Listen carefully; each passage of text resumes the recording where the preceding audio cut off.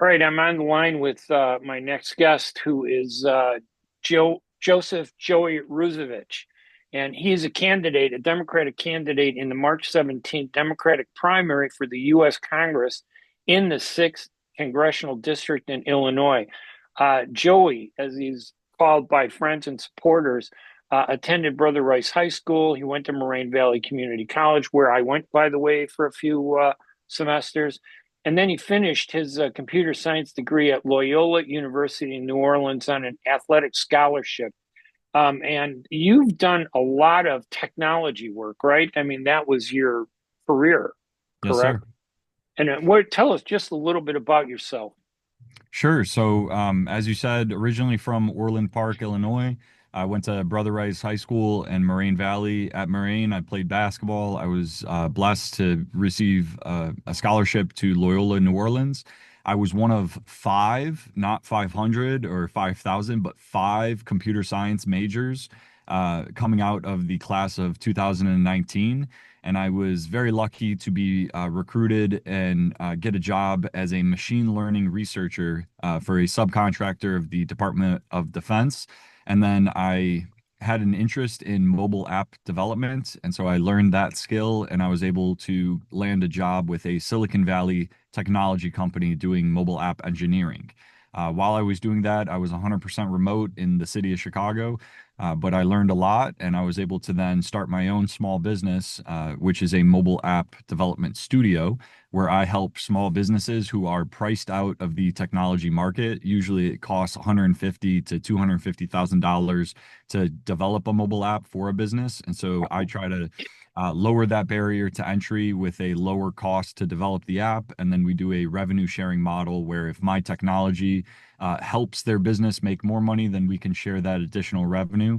But it's an effort to bring people out of the pen and paper age and into the digital age as well. So that's Yeah. been a big focus of mine, and I've seen how technology has evolved and really become pervasive in our lives to a huge detriment to the people because we don't have people in office that understand technology and therefore they cannot regulate it effectively.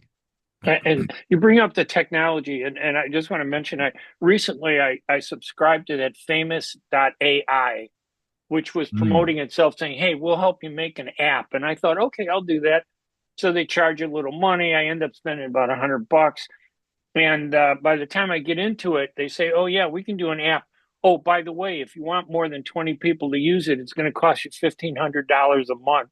And I go, Mm. "Oh, okay." The technology side, and it is a little off topic for us for now, but the whole issue of technology seems a little misleading, to people. It's like people are, using that and exploiting the public's enthusiasm and excitement and ignorance about artificial intelligence and technology.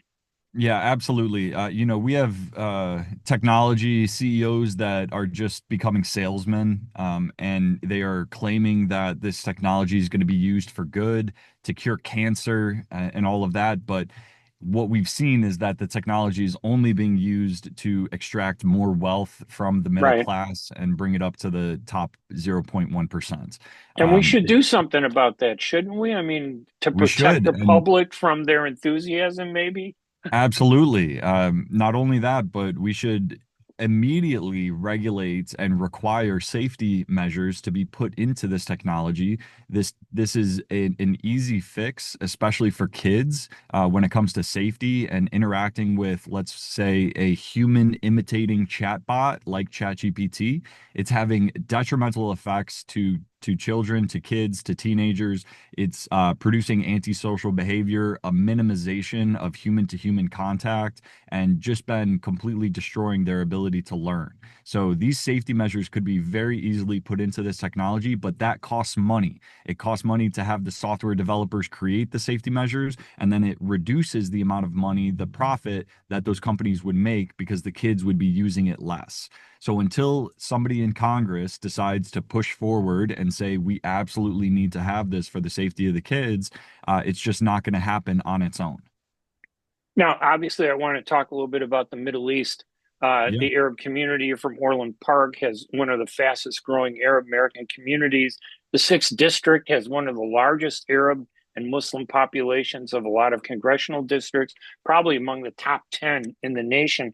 But before I do that, I want to give you a chance to talk about some of the big issues that you feel are important that need to be addressed in this district, because there are a lot of people besides Arabs and Muslims that are going to be listening and watching this. And I don't want them to think that you only care about one topic. That's me, driving you there. But tell us a little bit about your overall platform. What are the issues that you see that need to be addressed? And then we'll talk a little bit about the Middle East.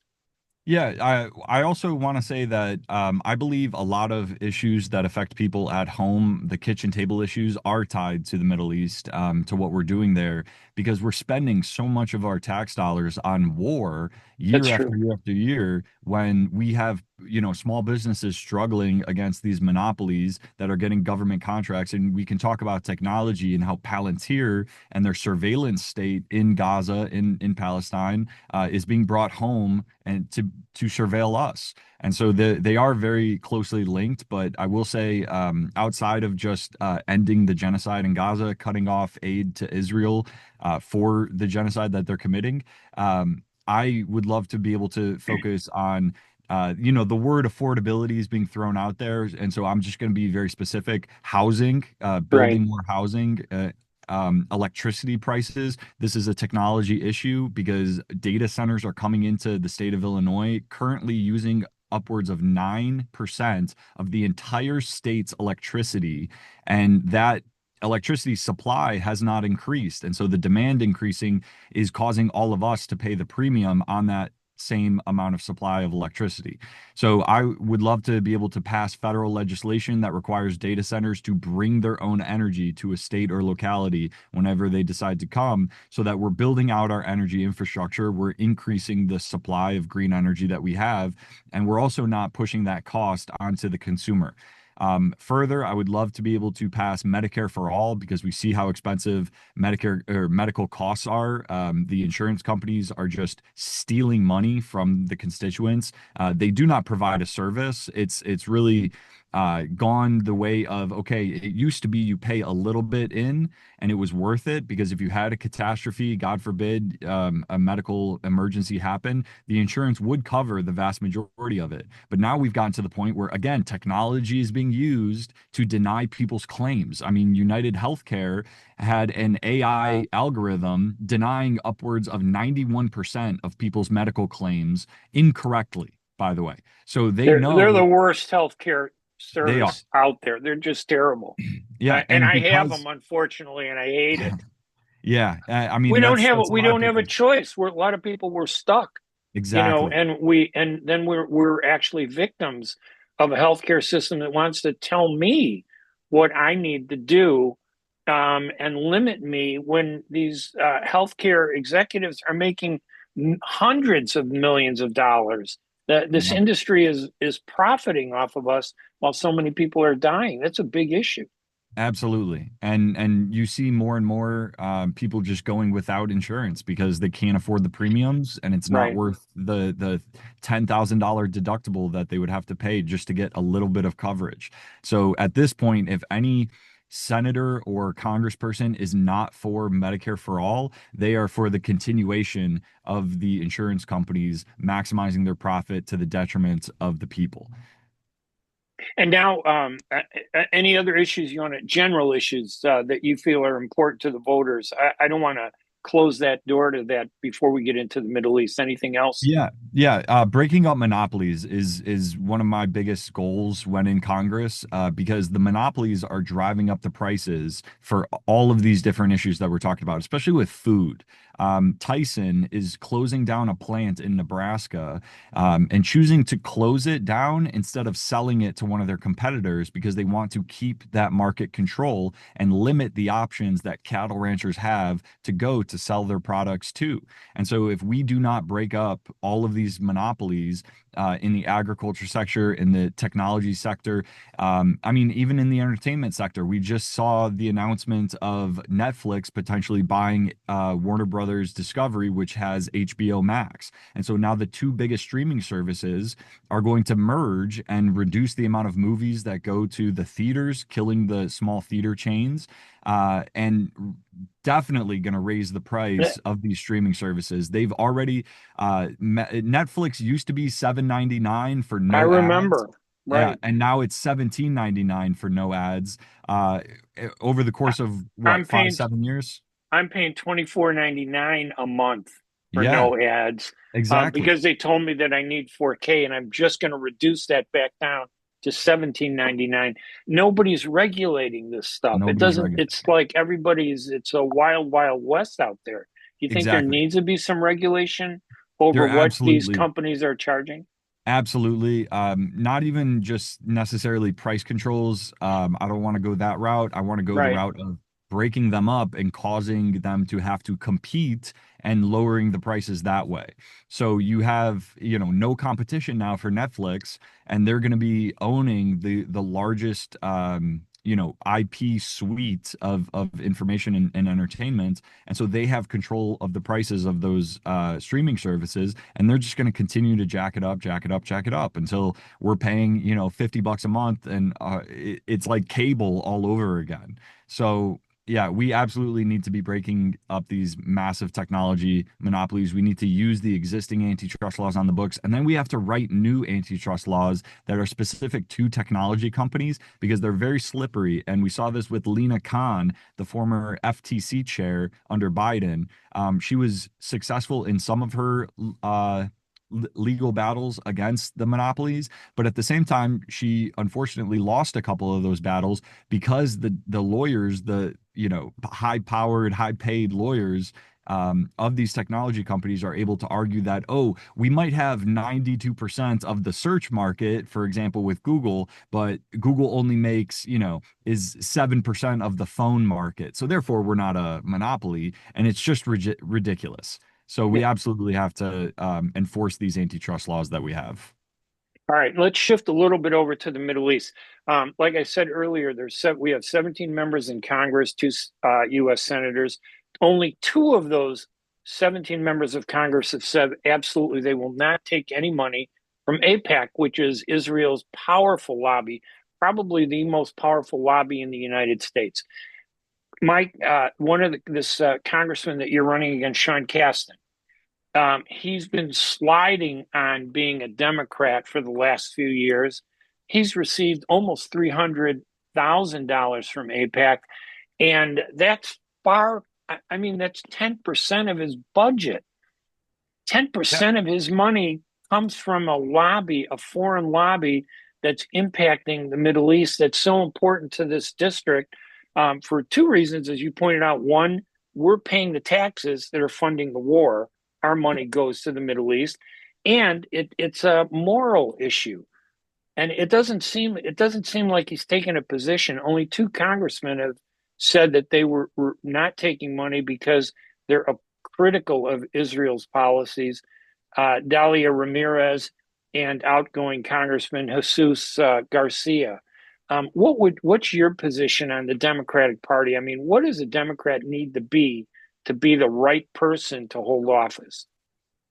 A Democrat needs to be somebody who represents the people of their district, not the special interests that are donating to their campaign. And money talks. You don't get donations, you don't get $300,000 of donations without strings attached. And that's Right. what we're seeing with Sean Casten. Representative Casten has voted in lockstep with Israel to continue sending more money and weapons to them over the course of this genocide.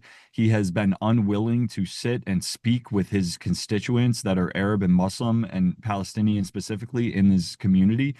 We've documented, or they have documented, over 900 attempts at speaking or to speak with him, and he has denied every single one until finally they got through. And it wasn't even a meeting with Sean Casten himself. It was with his political director, one of his foreign policy directors, and they set the meeting for September 11th, 2025, which is just a slap in the face to the community.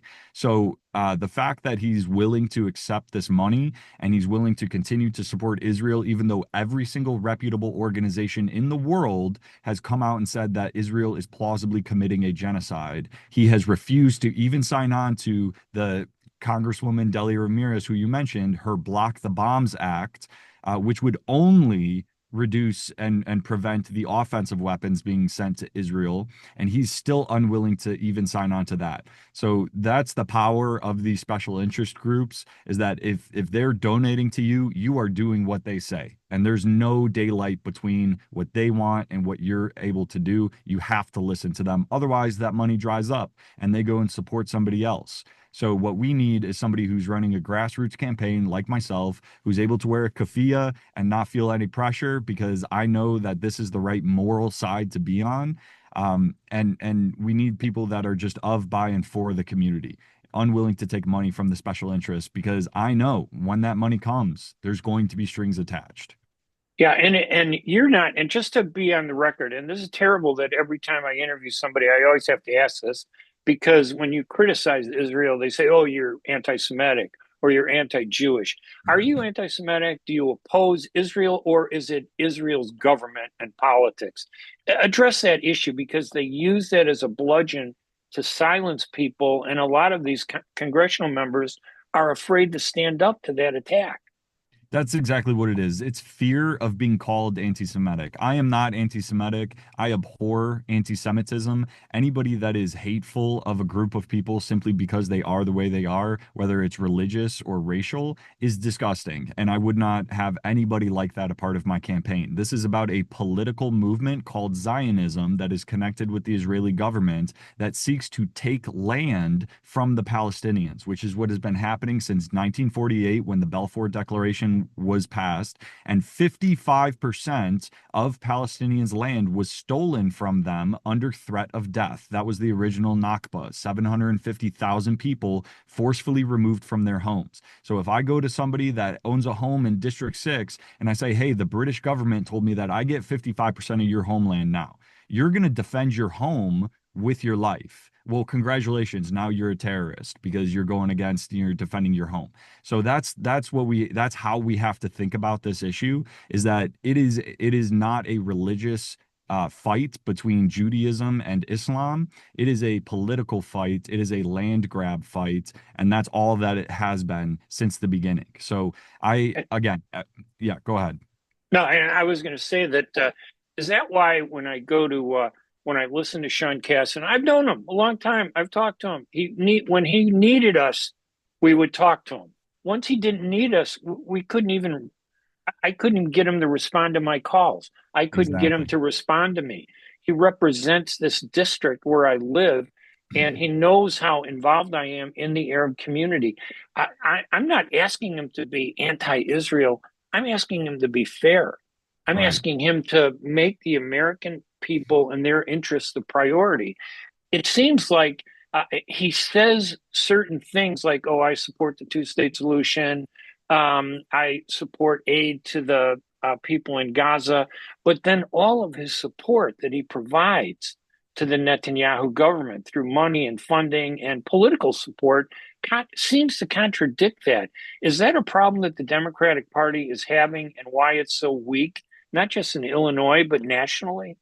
Absolutely. The everybody across the nation, all the entire Democratic base is seeing this talking out of both sides of their mouth. They're willing to say the quote unquote right thing, like, I support a two-state solution, I support aid going into the Gazans, right? They support it, but they're not willing to act to make it happen. And that's the problem, is that the Democrats in Congress right now and in the Senate, the leadership specifically, has no intention of, excuse me, has no intention of making action to provide that aid getting into Gaza. And the only way to do that would be to threaten Israel with withholding of their aid until they allow the aid to go into Gaza. It's very simple because Israel does not exist without the United States. It's as simple as that. So we have all of the power. The government in the United States, the Congress and the Senate have all of the power to force Israel to do what we want.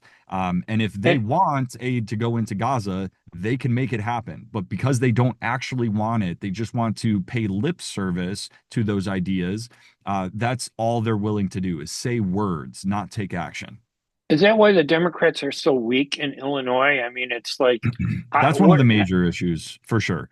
Um, they don't have the courage to stand up, do they? To say what needs to be said because they're afraid of, oh, I don't want to offend the Israelis. And at the other on the other side, they want to make it sound like they're trying to do the right thing, but they're not. As you point out, it isn't enough just to say, I support a two-state solution. You got to do something about it, right? you got to do something, and you certainly see the weakness of the Democratic Party across the state of Illinois, especially with the base that's just fed up with the Democrats in office saying, "Oh, at least we're not the Republicans, so then you can vote for us." And that's Right. what they've been riding on for so long, and they have Do, failed to deliver when they're in power, and that's the do, real issue. do you think they're hiding behind this Trump's a bad guy?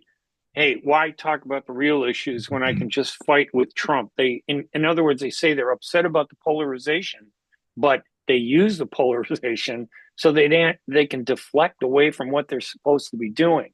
Dalia Exactly. Ramirez, even Congressman Garcia, who people are upset with, obviously, because of what he did, the political maneuver that he did to put his chief of staff in power. But besides that, they stood up and said, no, we need to make a difference. And a lot of Democrats, like Sean Casten, he attacks Trump a lot, but it sounds like he's just doing it to keep us from seeing what he's not doing. Yes. 100%. It's a deflection away. And I've heard this a lot while campaigning is, oh, we shouldn't be attacking our own. We shouldn't be criticizing Democrats. We should focus on Trump and the authoritarianism. Well, if you do not have strong leaders willing to deliver when they're in power, then you will get another and a worse version of Trump in 4 years. And so that's what we saw with Joe Biden supporting the genocide, and then Kamala Harris being unwilling to separate herself from Joe Biden's position. That's a huge reason why she lost so much support and why so many Democrats stayed home or voted for Jill Stein, like I did, because Jill Stein was the only one willing to come out and say, no, we absolutely have to support the Palestinians and end this genocide. So it is the Democrats hiding behind their failures and their inability to have a moral backbone. By continuously pointing to the Republicans and just saying we're not as bad as them, and so we need to come together and focus on what we can do to strengthen our support without actually having things to deliver on when they get into power. Now, I also believe that we need to stand up against anti-Semitism, Of course. and it is a terrible thing. But it seems like there is only one focus on standing up to anti-Semitism. We Yeah. don't see enough effort being done to fight anti-Arab racism or Islamophobia. Is there something you can do to strengthen the fight against anti-Semitism and increase the fight against anti-Arab racism and Islamophobia? Yes, you can be a principled person and stand up against discrimination across the board without picking and choosing who you are standing up for at any given moment. And so we see this with the Democratic Party in Congress right now. They've passed probably 23, 27 resolutions condemning anti-Semitism. That's great. Where are the resolutions condemning the Islamophobia rise across America during these last 2 years? Because that's been real and happening as well. We saw a 6-year-old boy in Illinois, rest his soul. He was stabbed to death at the beginning of this genocide because one of his neighbors, the landlord, saw some, right-wing propaganda on Fox News, became radicalized, and attacked him and his mother. We also saw recently an American teenager who was being held in prison by Israel illegally, and none of the Democrats were willing to stand up and say, let's get this American teenager home because he was a Palestinian, because they're unwilling to go up and say, listen, it doesn't matter if the American is Palestinian or Jewish, they shouldn't be held in prison, for months at a time. We need to get this person home. And because he was Palestinian, they felt like they would probably get some pushback from the Israeli lobby, from AIPAC. And if they say anything out of line with what they want them to say, then that money dries up, that support dries up. So, And I think that was at Mohammed Ibrahim, right? He was 15 yes, years old. He 15. was 15, grabbed in February. Nobody did anything. They just released him, I think, about a week to 10 days ago, Yep. after spending all this time in an Israeli prison, government prison. And Yeah. nobody spoke out about that. It was so rare to hear anybody do anything. What was that Yeah. about? Are they so afraid of Israel's government that they don't want to speak out or put their reputations on the line? I think it is. I think it's fear, and not, again, not having a moral backbone or a moral compass to guide you and say it doesn't matter what comes my way when I'm standing up for what's right. And because we don't have leaders like that in Congress, so many of them are cowards and just willing to, bend the knee to whoever currently has the most money and most power, which currently is AIPAC and the Israeli lobby.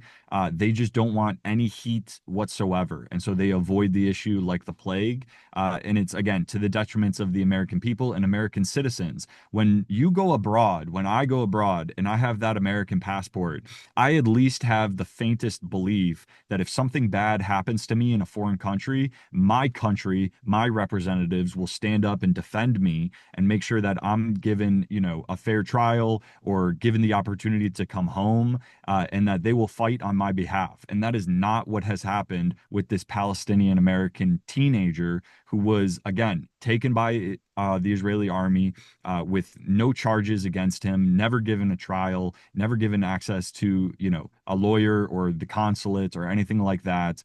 And we've seen story after story in UN investigations that show that torture is a regular occurrence in Israeli prisons. And so we have no idea what this young man was subject to. We do know that Israel has a history of torturing their prisoners, and holding on to Palestinians, again, with no charges at all, just for decades. And because we don't have strong moral leaders in Congress, it will continue to happen. Were you shocked by the silence from the members of the U.S. Congress who say that they stand up for human rights? But in this case, and I think there have been 5 Americans that have been either killed or imprisoned just in the past year, 2 years. Were you surprised by their silence and Sean Casten's silence? He should have been speaking out on this, I think.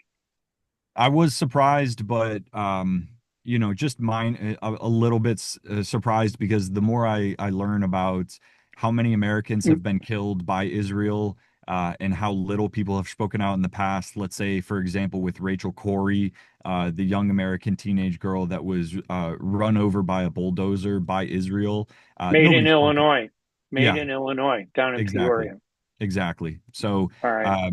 and Shireen Abu Akleh, the journalist that was sniped in the head by Israeli military, the Israeli military lied and denied, and then after several investigations, it came out and they admitted fault, and then they attacked her funeral as well.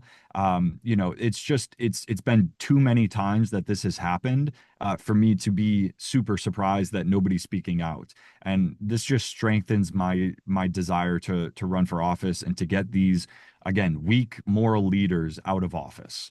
Having been in the military myself, defending this country, not a foreign country, I know that when a sniper shoots a bullet at somebody, it's not an accident.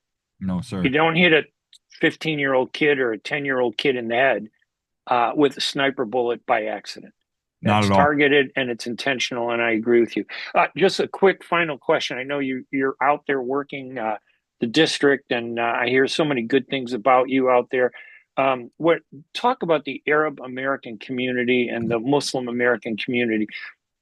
Are they doing enough to be engaged?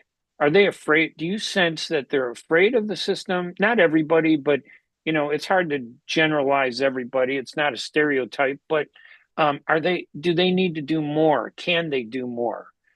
We don't see enough Arabs and Muslims in local government offices, like in our school district at District 230. I only see two Arab names out of 8,000 students and three big high schools. And I'm thinking, this is the largest Arab population.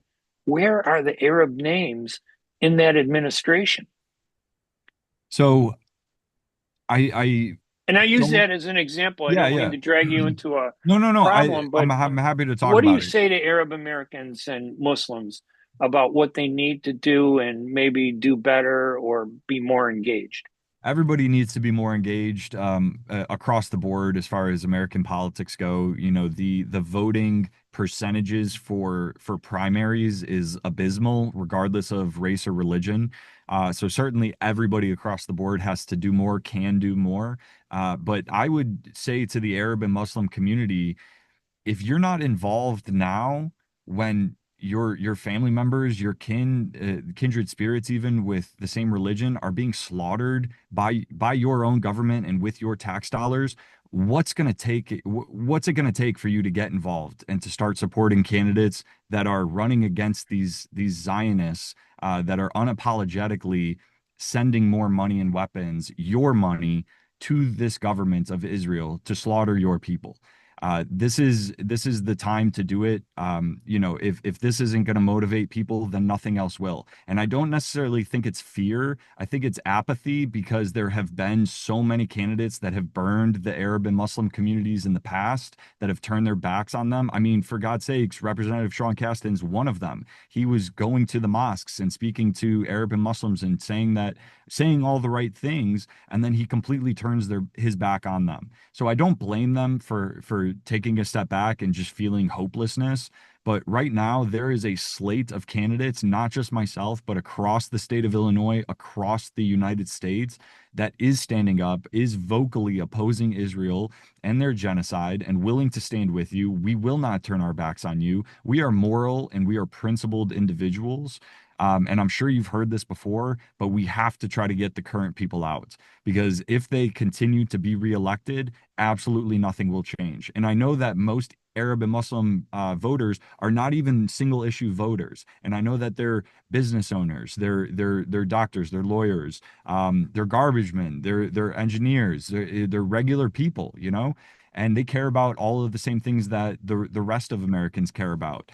This is the race, the moment, the time. We've seen it. Zohran Mamdani's kicking it off, but there is a wave of new independent democratic candidates that have great new ideas that also come from the working class. I mean, I grew up and I was cleaning carpets with my dad at T-Mobile stores around the city of Chicago for a couple bucks an hour. I was demolitioning houses for 10 bucks an hour.